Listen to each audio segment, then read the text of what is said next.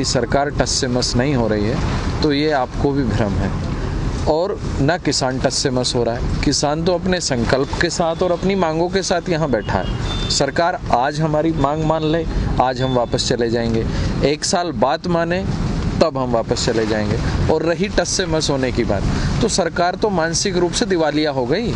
सरकार का प्रधानमंत्री जो वर्तमान तानाशाह है वो आंदोलनकारियों को आंदोलनजीवी बोले संसद के पटल पे खड़ा होके, तो ये मानसिक दिवालियापन है। लेकिन सर जो बांग्लादेश गए थे मोदी जी, उन्होंने भी तो कहा है मैंने आंदोलन किया है बांग्लादेश के लिए, वो भी तो आंदोलनजीवी हो गए थे ऐसे तो। नहीं, हम तो अपने हक और हकूक के लिए आंदोलन कर रहे हैं, अपनी रोजी और रोटी के लिए आंदोलन कर रहे हैं। लेकिन मोदी जी से ये पूछना चाहते हैं कि बांग्लादेश की आज़ादी में भारत बांग्लादेश के साथ था, तो इन्होंने किसके लिए ये जेल गए और इनको जेल किसने भेजा? क्या पाकिस्तान ने जेल भेजा था इनको? सर आप एक बुद्धिजीवी व्यक्ति हैं, तो मोदी जी का जो भाषण होता है वो बहुत सारी कई बार मिस्टेक कर जाते हैं, या उनको भाषण ही लिखकर ऐसा दिया जाता है लोगों के द्वारा। जब आदमी मानसिक दिवालिया हो जाता है ना, तो इस तरह के व्यवहार करने लगता है।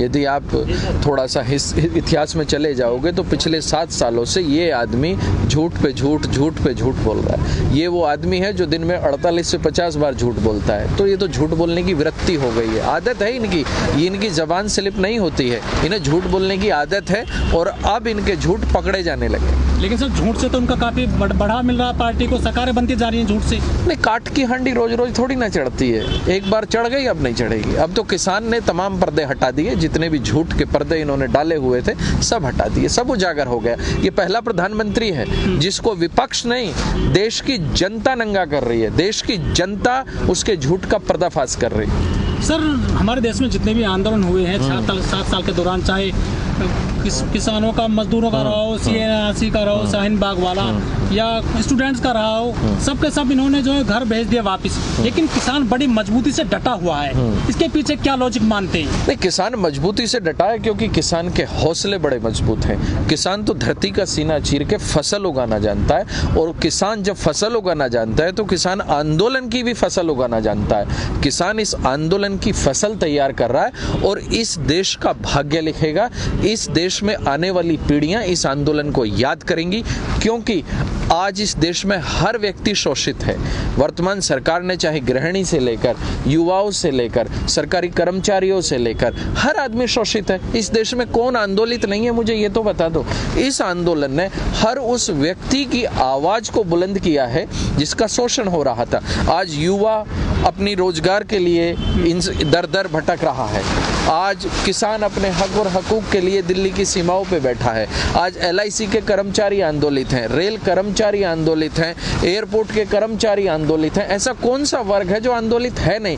पूरे देश में हर व्यक्ति इस तानाशाही की से परेशान है, और इस तानाशाही को हम खत्म करके हटेंगे। सर आप तानाशाही बोलते हैं सरकार को, लेकिन बड़ा मजबूत जनमत मिला था इस सरकार को, तानाशाह कैसे हो सकती है? तो मैं बताना चाहता हूँ, बिल्कुल बिल्कुल, जब एक जनमत मिलता है ना, तो वो लोकतंत्र के माध्यम से हम एक प्रधानमंत्री चुनते हैं, और प्रधानमंत्री की ये जिम्मेदारी होती है कि वो पूरे देश की जनता के लिए अभिभावक की तरह कार्य करे, ना कि जनता को ठगने का काम करे। अब इस प्रधानमंत्री ने झूठ बोलकर तो हमारी वोट ली।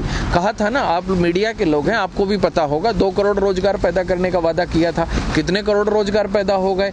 100 स्मार्ट सिटी बनाने का वादा किया था। आपको पता है कोई स्मार्ट सिटी बना है? कोई नाम याद है आपको? नहीं है ना? तो समझ लो कि इन्होंने झूठ बोलकर हमारी वोट ली, लेकिन उसके बाद भी इन्होंने तानाशाही करी। लेकिन सर सारे वादे थे 2014 के चुनाव में किए थे ना, 2019 में क्यों दिया फिर वोट? नहीं, 2019 में मैंने वोट नहीं दिया। जिसने वोट दिया होगा उसने दिया होगा। मैंने तो 2000 के भी वादों पर ही समझ आ गई थी मुझे तो कि ये आदमी झूठा है, ये फरेबी है और ये दुनिया को ठगेगा, बहुरूपिया है, ये रूप बदलता है, इससे ज्यादा कुछ नहीं। ये तो मानते 2014 से ज्यादा सीटें मिली हैं 2019। बात सीटों की नहीं होती है ना, बात होती है कि आदमी कमिटमेंट को पूरा कर रहा है या नहीं कर रहा है। यदि उसने कमिटमेंट पूरे नहीं किए और जनता को फिर से झूठ बोल के, फिर से बहका के, क्योंकि कहा था ना जनता के सामने, मीडिया के सामने, आप लोगों के सामने कहा था मुझे एक और मौका दे दो, जो मैंने वादे किए हैं सबको हम पूरा करेंगे। तो जनता ने एक और मौका दिया, लेकिन जब आदमी अपनी तानाशाही पे आ जाए, जब आदमी देश की जनता का शोषण करने लगे। ऐसा कोई मार्ग तो बताओ जिस मार्ग से जनता का शोषण नहीं हो रहा है। सर अपने वादे कर तो रहे हैं बपूर। कौन सा वादा पूरा किया, एक बताइए। बना रहे हैं धारा 370 नहीं, 370 हटाने से अकेले से देश नहीं चलेगा। 370 तो 2 मिनट का काम होता है। मुझे प्रधानमंत्री बना दो, मैं हटा दूंगा 2 मिनट में। सर जब तो आपने कहा कि मास्टर स्ट्रोक है मोदी। नहीं तो वो तो 2 मिनट का स्ट्रोक होता है। यदि कोई क्रिकेटर एक बॉल पे 6 मार दे तो वो ऐसा नहीं है अगली पे आउट होने का हक रखता है। तो मंदिर का शिलान्यास नहीं, मंदिर बना रहे हैं, मंदिर बनाओ, मंदिर से हमें कोई ऐतराज नहीं है। 370 हटाई, ठीक है, 2 मिनट का खेल है। तुम बन जाओ प्रधानमंत्री, मैं बन जाऊं, मैं हटा देता अब तक। बात है देश की जनता और देश के विकास की। जब इस देश में आम आदमी का शोषण होगा, जब इस देश में किसान का शोषण होगा, ये वो देश उस मुहाने पे लाके खड़ा कर दिया कि शिक्षित युवा, आप जैसे शिक्षित युवा से कहा जाता है कि पकोड़ा बनाओ और यही आपका रोजगार है। इसका मतलब आप चाहे शिक्षित हैं या नहीं हैं, सिर्फ आपको अपने पेट भरने के लिए कमाना होगा। कहाँ ले जा रहे हो इस देश को? वो युवा आवाज उठा रहे तो आप ही उनको देशद्रोही कह रहे हैं। नहीं, हमने कब कहा एंटी नेशनल? किसको कहा एंटी नेशनल? तमाम लोग कहते थे। नहीं, हम नहीं कहते ना।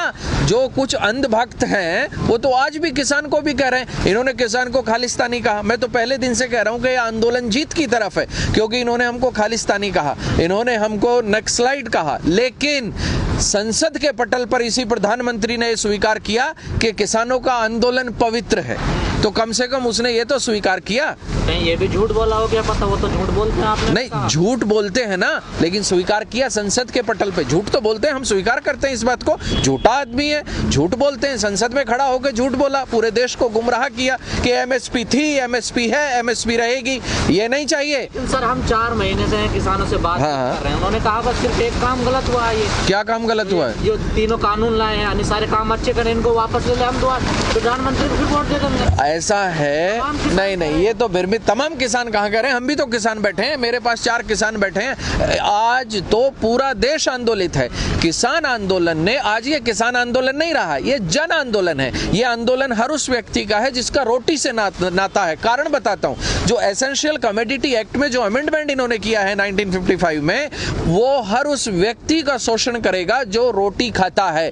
क्योंकि खाद्य पदार्थों की असीमित भंडारण की आजादी जब हो जाएगी तो एमआरपी की भी असीमित आजादी होगी। सर आप लोग कहते हैं जन आंदोलन है, 28 तारीख के बाद जन आंदोलन बना या पहले भी जन आंदोलन था? देखिए, किसी भी काम को कर मजबूरी बन गई। नहीं, हमारी मजबूरी नहीं है। आप देखो ना, यहाँ हर वर्ग का आदमी है, हमारी क्या मजबूरी है? आप अपना कैमरा नहीं, ऐसा नहीं है। हमने सबको एक्सेप्ट किया और सबको अप्रिशिएट किया, क्योंकि इस नहीं, हमने किसी को नहीं भगाया। आप ये झूठा आरोप ना लगाएं कि आंदोलन में से किसी को भगाया। पुलिस ने पीटा। नहीं, पुलिस से यदि किसी का विवाद हुआ है वो एक अलग विषय है, लेकिन किसान आंदोलन में हर उस व्यक्ति का स्वागत है।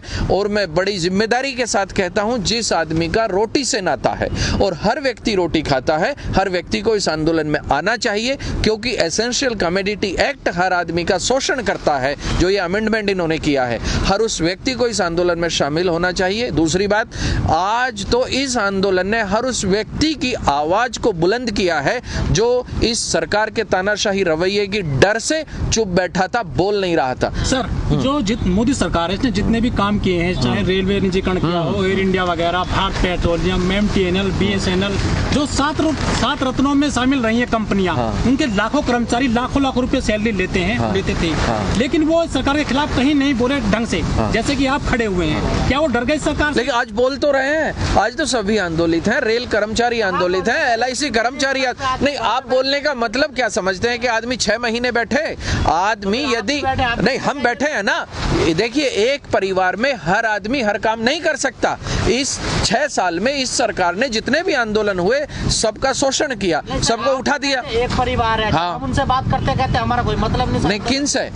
मैं कह रहा हूं कि अपने हक, नहीं, अपने देश के निर्माण के लिए वो अपने हक और हकूक की लड़ाई लड़ रहे हैं। लड़ सरकार से रहे, हम अपने हक और हकूक की लड़ाई लड़ रहे हैं और लड़ सरकार से रहे। तो इस सरकार में हर व्यक्ति का शोषण है। यदि ये सरकार आपका भी शोषण करती है और मेरा भी करती है, तो दोनों पर जुल्म तो एक ही आदमी आदमी कर रहा है ना, एक ही सरकार कर रही है। ये सरकार हर व्यक्ति पर जुल्म कर रही है, चाहे वो सरकार का कर्मचारी हो, चाहे वो गैर कर्मचारी हो, चाहे किसान हो। सर आपको नहीं लग रहा किसान नेता जैसा रास्ता भटक गया, जैसा सरकार बार-बार नहीं, किसान नेता कहाँ रास्ता भटक गए? सब चीज का ठेका ले लिया। नहीं, किसान आंदोलन समझिए, किसान नेता कहीं रास्ता नहीं भटके हैं। किसान नेता गाजीपुर बॉर्डर, टिकरी बॉर्डर, सिंगू बॉर्डर अपने स्थान पर डटे हुए हैं और अपनी जो मांग है उसके साथ डटे हुए हैं। हमारी मांग तो आप पूरी करवा दो, कोई दूसरा पूरी करवा दे, तीनों काले कानून ये वापस हो जाएं, एमएसपी की गारंटी की खरीद पर कानून बन जाए, हम वापस चले जाएंगे। तो भूल गए ना आप। कहाँ से भूल गए?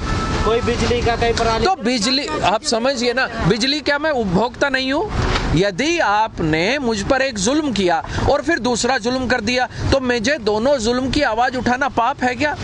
आपने एक जुल्म किया ना, उसकी मैंने आवाज उठाई, उसके बाद आप दूसरा भी जुल्म कर रहे हो तो आवाज तो दोनों की उठाऊंगा ना, बिजली की भी उठाऊंगा। मैं भी गैस का सिलेंडर तो उपयोग करता हूँ। नहीं, आप समझिए ना कि मेरी बात सुनिए ना पहले, मैं किसान हूँ, गैस का सिलेंडर मैं भी तो उपयोग करता हूँ।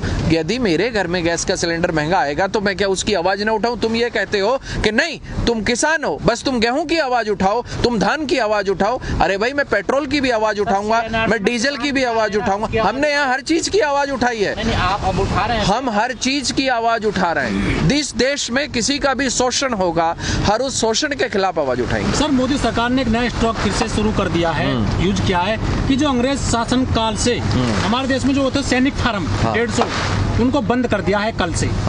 देखो, चाहे सैनिक फार्म हो, चाहे रेल हो, चाहे LIC हो, सब कुछ चले क्या फिर से? नहीं, ये तो वतन बेच रहे हैं, उसी के लिए तो हम बैठे हैं। आप भी आवाज उठाइए, पूरे देश को आवाज उठानी होगी क्योंकि ये वतन बिक रहा है। 7000 किलोमीटर तो इस सड़क बेच रहे हैं। मैं आंकड़े बताना चाहता हूँ आपको, 7000 किलोमीटर सड़क बेच रहे हैं, 150 से ज्यादा रेलवे स्टेशन बेच रहे हैं, 180 से ज्यादा रेल रूट बिक रहे हैं इस देश में, स्टेडियम तक बिक रहे हैं इस देश में। क्या बचेगा मेरे और तुम्हारे, हमारे मुस्तकबिल के लिए? सर, आपसे आखिरी सवाल है, ये जो सरकार है, हाँ। ये 7 साल इसको हो गए हैं, हाँ।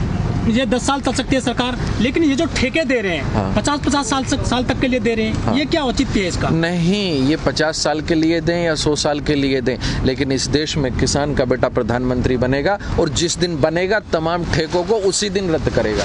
ये ठेके आज इनकी कलम की ताकत है, ये कितने ही ठेके दे दें, लेकिन जिस दिन किसान का बेटा संसद में पहुंचेगा, क्योंकि आज किसान का बेटा सड़क पे बैठा है और वो कल संसद में भी बैठेगा, क्योंकि हम अपनी आवाज़ सड़क और संसद दोनों जगह से उठाएंगे।